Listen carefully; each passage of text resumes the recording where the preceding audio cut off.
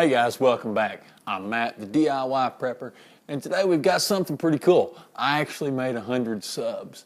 That's awesome. I mean, I never would have thought this would have happened. We'll discuss that, and I need to do a few shout-outs. But anyway, y'all hang around later. We're going to catch up with that. But I want to talk about Hurricane Harvey.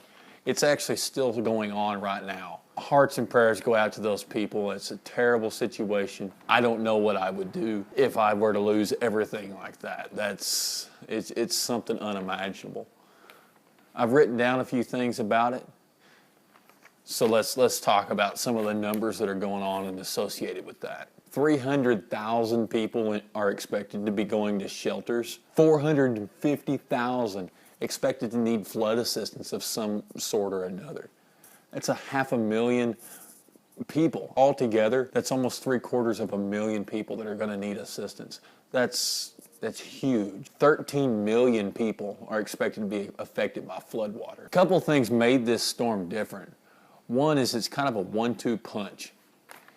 It came in, made landfall, lost some of the high pressure currents that steer it and guide it where it's supposed to go, which allowed it to come back and regain some more energy in the Gulf of Mexico and then go through and hammer everything again. Houston is expected to see up to 50 inches of rainfall. That's their entire year's worth of rainfall in less than a week.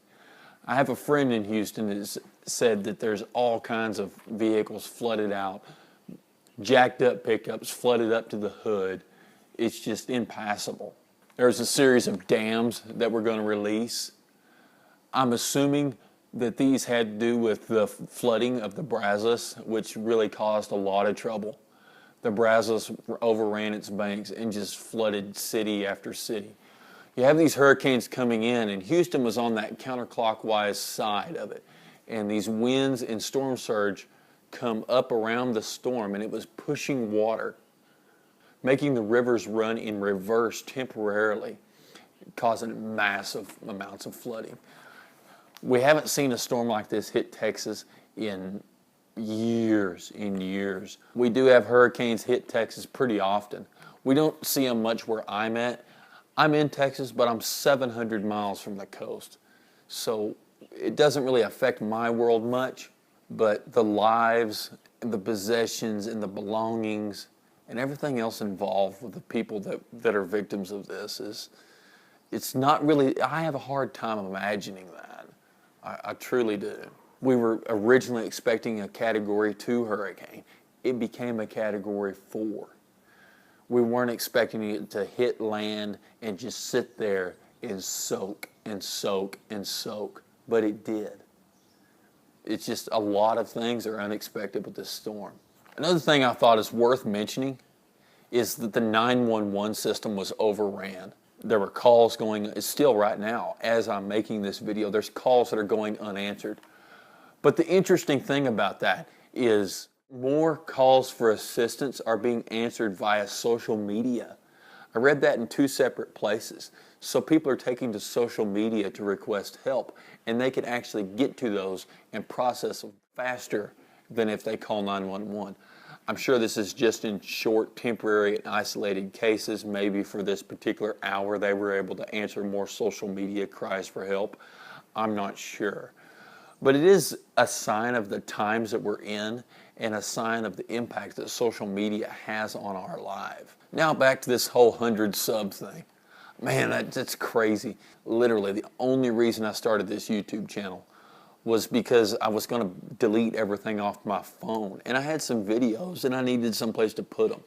So I uploaded them to YouTube and I got a couple of views. I thought, hey, why don't I try to actually make a real video?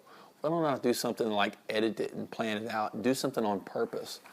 Well, I did that and it started getting views. I mean, I did not expect this whole YouTube thing to be anything. I never meant for it to grow. I didn't know how much I would enjoy doing it. I'm recording this audio off of my phone, which is crazy. I've got, look, it's just my headphones. This is a low budget deal, and I have a tripod with a bendy thing zip tied to the top of that, and then bolted onto that, I have a squeeze utility wood clamp that clamps onto my iPad. I mean, this is crazy. I never would have expected it. I do have a couple of shout outs. I want to talk about Panhandle Prepper. Panhandle Prepper, he lives not too far from me. Go check his channel out. He's a really good guy. Him, Bug Out Brad, he's got some good stuff.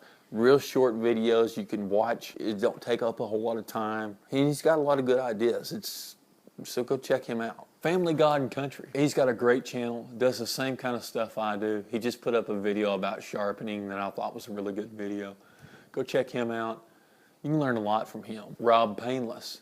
He's also kind of the same. Go check him out. He's a good channel too. People that have been supportive of me. Evil Elvis. He was one of my first people that started commenting and actually leaving good quality comments, giving me tips, offering advice. Thank you, Evil Elvis. I appreciate it. Biddy Boo Brown, Mel Mike, T&M in the Wild. Lots of great comments, lots of great advice. Coyote, go check him out. Mel Mike, Prepper Potpourri. Good people. As far as some people that kind of inspired me, definitely like Wranglerstar. Go check him out if you don't already. Positively my favorite YouTube channel. He's doing more of a modern homesteading. They have a homestead, lots of good advice, lots of advice on sustainability. Go check him out. I think you'll like him. Canadian Prepper. He's a pretty big guy. I'm sure most of y'all know who he is. If not, go check him out. Awesome videos. I just get lost watching his playlists. Southern Prepper 1. Like I said, I wasn't expecting this channel to grow. And let me know what y'all think about future content. What do y'all want to see? Leave that in the comments. And finally, I want to thank my biggest and most supportive subscriber of all. And that's my wife. God bless her. She's put up with me making the whole house stay quiet whenever I'm doing this. Hours and hours of editing because I really don't know what I'm doing with this. I'm kind of lost. I'm not an editor at all.